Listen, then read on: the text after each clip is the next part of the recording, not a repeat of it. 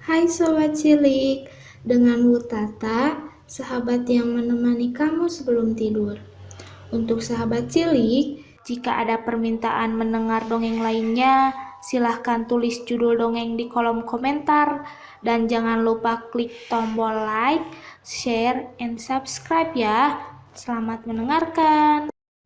Raja Wali yang cerdik. Di suatu hari yang panas, seekor Raja Wali sangat haus. Sungai amat jauh dan sangat melelahkan jika terbang ke sana. Ia tak melihat kolam air dimanapun. Ia terbang berputar-putar. Akhirnya ia melihat sebuah buyung, yaitu tempat untuk membawa air yang besar, perutnya yang terbuat dari tanah. Ada di luar rumah. Raja Wali terbang turun ke buyung itu. Di sana ada sedikit air di dasar buyung. Raja Wali memasukkan kepalanya ke dalam buyung, tetapi tak menggapainya. Ia memanjat ke atas buyung. Ia memasukkan lagi kepalanya ke dalam buyung, tetapi paruhnya tak mencapai air itu. Kemudian ia mencari akal. Raja Wali itu terbang tinggi dan kemudian turun menuju ke buyung itu untuk memecahkannya dengan paruhnya itu. Ia tak dapat memecahkannya. Raja Wali itu keluar terbang ke arah buyung. Kemudian ia menabrakkan sayapnya.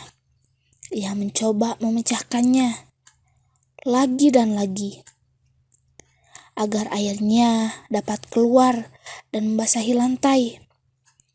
Tetapi buyung itu amat kuat. Raja Wali itu amat letih bila harus terbang lebih jauh lagi. Ia berpikir ia akan mati kehausan. Raja Wali itu duduk termenung. Ia berpikir terus-menerus.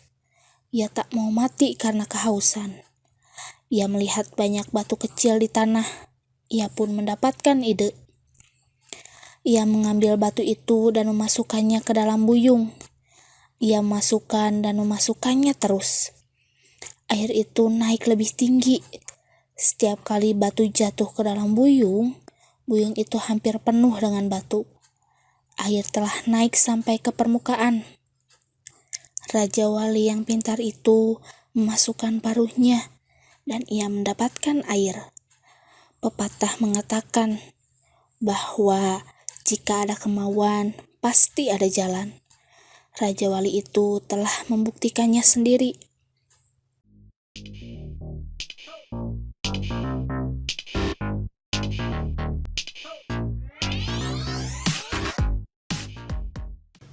Hai Sobat Cilik, dengan Wutata, sahabat yang menemani kamu sebelum tidur. Untuk sahabat cilik, jika ada permintaan mendengar dongeng lainnya, silahkan tulis judul dongeng di kolom komentar. Dan jangan lupa klik tombol like, share, and subscribe ya. Selamat mendengarkan. Monyet dan kucing memanggang kacang. Dahulu kala ada seekor kucing dan monyet hidup berdampingan sebagai hewan peliharaan. Mereka berteman baik dan sering melakukan kenakalan bersama. Yang ada di pikiran mereka hanyalah makan, dan mereka tak peduli bagaimana cara mendapatkannya. Suatu hari, mereka duduk di perapian sambil membakar kacang. Bagaimana cara mereka mengeluarkan kacang tersebut dari panggangan api? Inilah yang menjadi pertanyaan bagi mereka. Saya dengan senang hati akan mengeluarkan kacang tersebut dari panggangan api, kata monyet yang licik. Tetapi kamu lebih ahli dalam hal ini dibanding saya. Tariklah keluar kacang tersebut dari api, dan kita akan membaginya dengan adil. Sang kucing lalu menjulurkan tangannya dengan hati-hati, lalu dengan cepat menarik kacang yang sangat panas. Ia mengulangi lagi dan menarik kacang tersebut keluar sedikit demi sedikit. Dan pada usahanya yang ketiga, sang kucing berhasil menarik keluar kacang tersebut. Aksi ini dilanjutkan beberapa kali terhadap kacang yang dipanggangnya. Secepat tangannya yang menarik kacang tersebut dari api, secepat itu pula sang monyet mengambil dan memakannya. Saat sang pemilik rumah pulang, kedua hewan yang nakal ini lari terbirit-birit. menyembunyikan dirinya. Dan sang kucing yang bekerja keras hingga telapaknya melepuh oleh panas api tak mendapatkan satupun buah kacang. Semenjak saat itu, ia tak pernah lagi mau berurusan dengan sang monyet yang licik.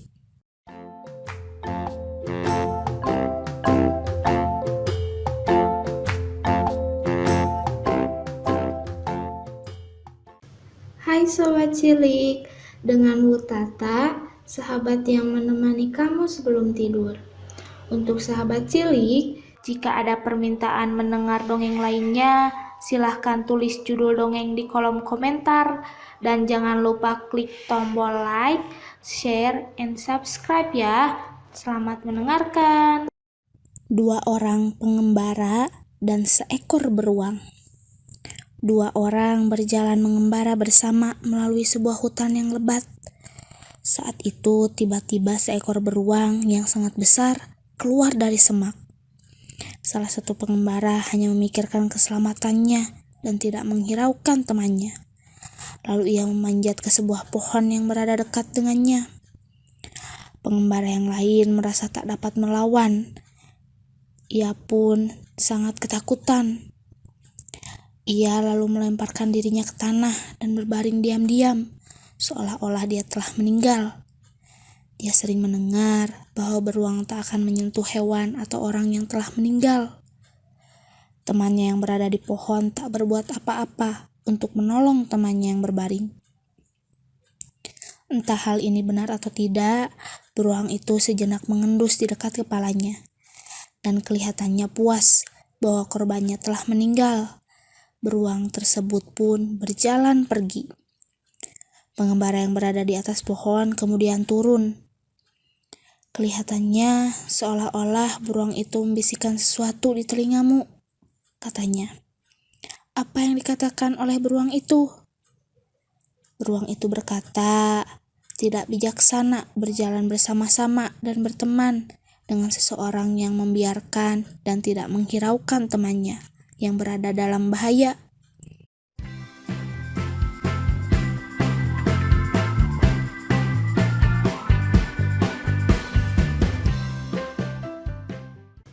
Hai Sobat Cilik, dengan Wutata, sahabat yang menemani kamu sebelum tidur.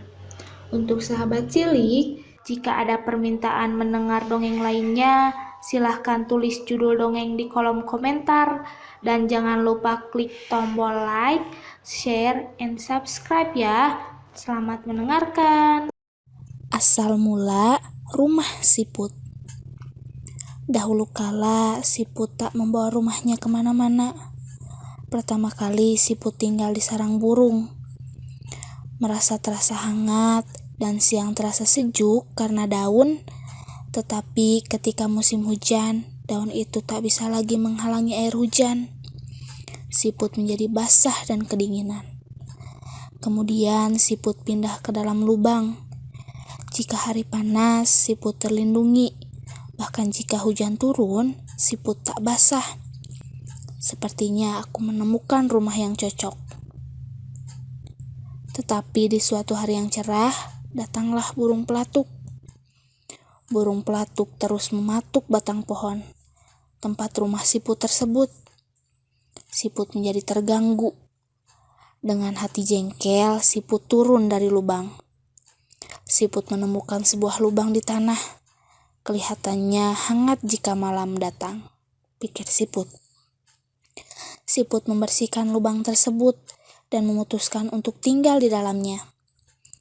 Tetapi ketika malam datang, tikus datang menggali. Apa mau dikata, siput pergi meninggalkan lubang itu. Siput berjalan terus sampai di tepi pantai yang penuh dengan batu dan karang.